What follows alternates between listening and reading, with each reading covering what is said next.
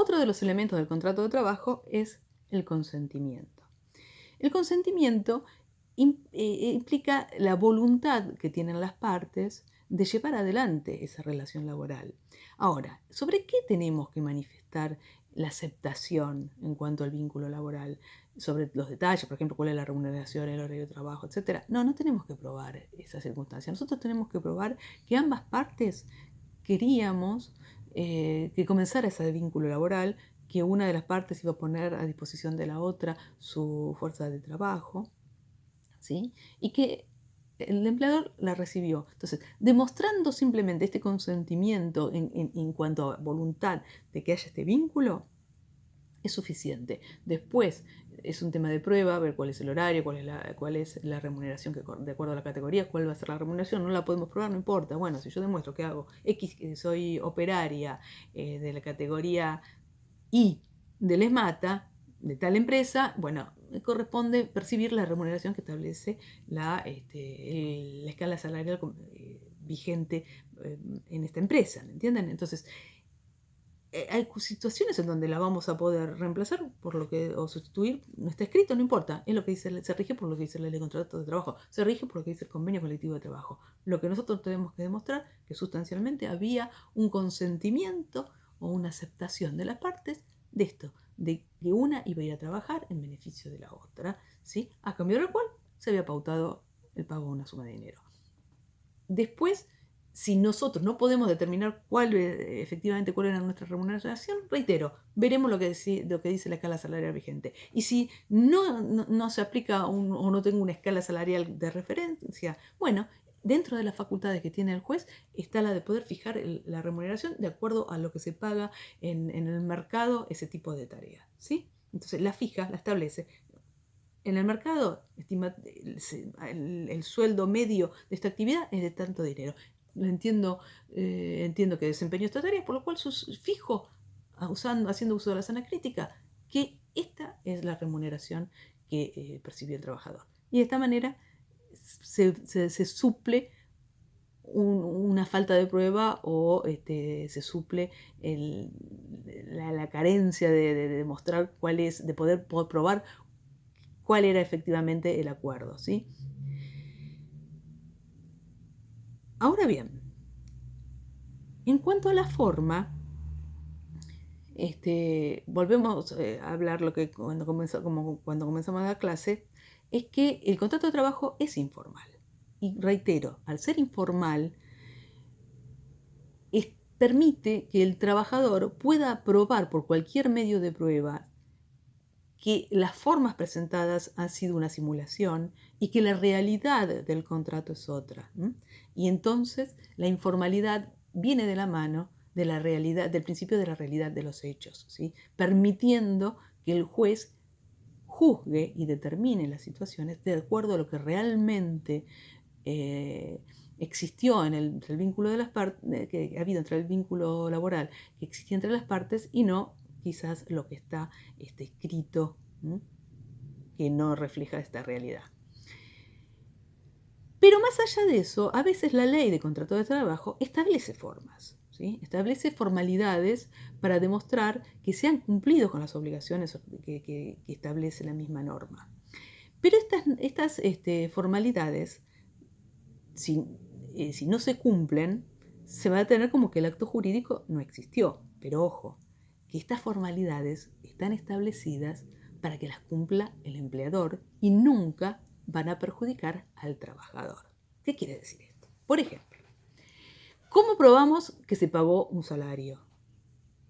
Con el recibo de sueldo firmado por el trabajador o, en su defecto, con la constancia de la transferencia bancaria a la cuenta sueldo del trabajador, ¿sí?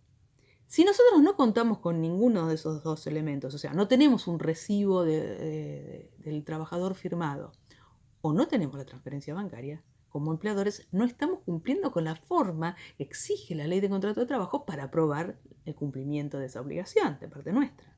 Entonces, si no la podemos probar por ninguna de estas dos formas, se tiene como que no se pagó. Así le hayamos dado el dinero en efectivo, ¿sí? Pero si no firmó el recibo, no hay forma de demostrar ante el juez, no se está cumpliendo con la forma que exige la ley para demostrar que ese acto jurídico existió, ¿sí? Entonces vamos a tener que pagar de vuelta.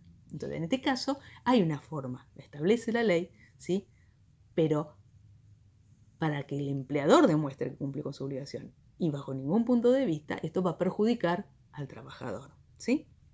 Porque también el empleador puede, imagínense, una de las obligaciones que establece la ley de contrato de trabajo es que el empleador lleve los libros, el del artículo 52, el libro laboral, en donde está el registro mensual de todos los pagos que se le hacen al trabajador, con todas las características, o sea, con el nombre del trabajador, el quit, la categoría laboral que estaba desempeñando, la remuneración que cobró, cuáles son los ítems que componen, los rubros que componen su salario, cuál es el salario bruto, cuál es el salario neto, cuáles fueron las retenciones que se efectuaron. Bueno, todo esto está en un libro especial, ¿sí? Que se lleva en forma mensual, los registros. Ahora bien, el hecho de que la relación laboral fuera clandestina, por ejemplo, que no esté inscripto el trabajador, que no cumpla el empleador con su obligación de registrarlo y de llevar los libros, ese incumplimiento de parte del empleador de una obligación formal que establece la ley de contrato de trabajo no juega en contra del trabajador, porque el trabajador, reitero, puede demostrar que existió un contrato de trabajo y aplicando la realidad de los hechos decir, bueno, sí, no está, pero yo trabajaba, ¿me entiendes? Entonces, ese incumplimiento del empleador no va a perjudicar nunca al trabajador, al contrario, ¿sí? El hecho de que, por ejemplo, un empleador no exhiba los libros laborales o los lleve en forma irregular, o que no esté registrado el trabajador, bajo ningún punto de vista perjudica al trabajador, pero sí puede generar estos incumplimientos de llevar en forma irregular los libros o no exhibirlos cuando el juez lo exige, a llevar una presunción en contra del empleador en el sentido de que todo lo que ha aseverado, todo lo que ha afirmado el trabajador es cierto. ¿Entienden? Entonces, las formalidades, cuando la ley de contrato de trabajo establece alguna forma en especial, nunca son en perjuicio del trabajador, ¿sí? Sino que son formalidades que se le establecen para que cumpla el empleador, ¿sí? Para demostrar la validez o la existencia del acto. Pero esto en pro de que él demuestre simplemente el cumplimiento de sus obligaciones. Me refiero al empleador, ¿sí? Por ejemplo, fíjense que el artículo 57 de la Ley de Contrato de Trabajo habla de que las intimaciones tienen que ser cumplidas dentro del plazo de 2 días de cursada la intimación. Entonces, vamos a ver que si el empleador recibe una carta documento intimando a la dación de tareas, intimando al pago de salarios, tiene 2 días, 2 días se entiende hábil, el sábado y domingo no corre porque no se puede mandar carta documento, pero, o un día feriado, o un día en donde sabemos que el establecimiento siempre está cerrado. Por ejemplo, si abre de martes a viernes, los días serían de martes a viernes, o sea, y lo recibe el viernes, empezaría a correr el plazo de 2 días el día martes, ¿sí? En el caso de que no abriera, no trabajara el lunes. Por eso, tiene 2 días de los que son laborables para ese empleador para contestar. Si no contesta el empleador dentro de ese plazo, se presume que todo lo que dice el trabajador en la intimación es cierto. Pero este plazo de 2 días solamente corre para o contra el empleador, ¿entienden? No para el trabajador. El trabajador, si contesta el 5.º día, no se considera que genera una presunción su contestación más allá del plazo de 2 días, ¿entienden? Simplemente se entiende que tiene más dificultad el trabajador para lograr obtener un asesoramiento jurídico, un asesoramiento legal, razón por la cual es esperable quizás una demora y que no tener una respuesta dentro del plazo de las 48 horas, ¿sí?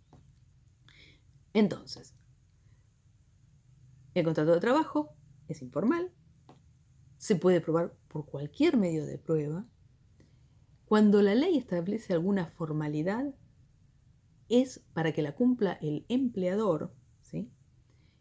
Y la omisión en el cumplimiento total o parcial de estas obligaciones genera presunción en beneficio del trabajador. Por ejemplo, si el recibo de sueldo no cumple con los requisitos que establece la ley de contrato de trabajo, ¿sí? Está borroneada la categoría laboral, está tachado el salario, se presume que lo que está diciendo el trabajador es cierto. Si los libros no son llevados en legal tiempo y forma, los libros laborales, o no son exhibidos, se presume que toda la información que tenía que surgir de estos libros son tal como las ha manifestado el trabajador. Ahora, son presunciones que admiten prueba en contrario, pero bueno, el empleador tiene que demostrar, ¿sí?, que en realidad los hechos no son como los está indicando el trabajador, ¿sí? Y por último, nos queda hablar del tema de la capacidad del trabajador, ¿sí? Eso me olvidé de decirlo cuando hablábamos de los sujetos.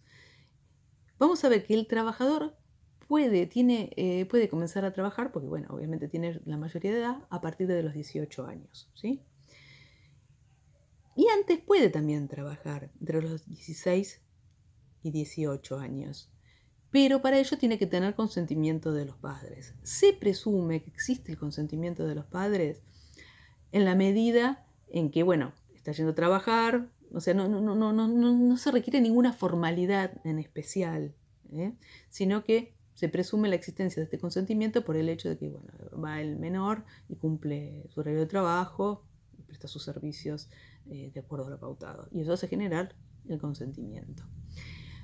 Antes de los 16 años, ¿sí?, existe la posibilidad de que el menor trabaje entre los 14 y los 16, pero es un contexto muy limitado en donde se establece, primero, que tiene que estar escolarizado, ¿sí? El menor tiene que estar cursando su secundaria o concluyendo su estudio primario. Además de eso, puede trabajar solamente en aquellas actividades, ¿sí?, o en aquellos emprendimientos de índole familiar, ¿sí?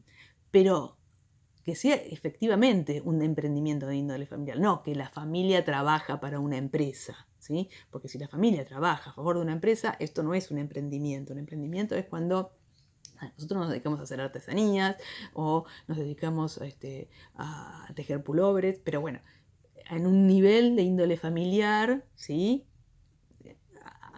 más bien de características así artesanales o mínimas, o sea, tiene que ser en una actividad y un emprendimiento familiar, no como empresa, ¿sí?, sino como emprendimiento. Y en este contexto puede trabajar 3 horas diarias y con un tope máximo de 15 semanales, ¿sí?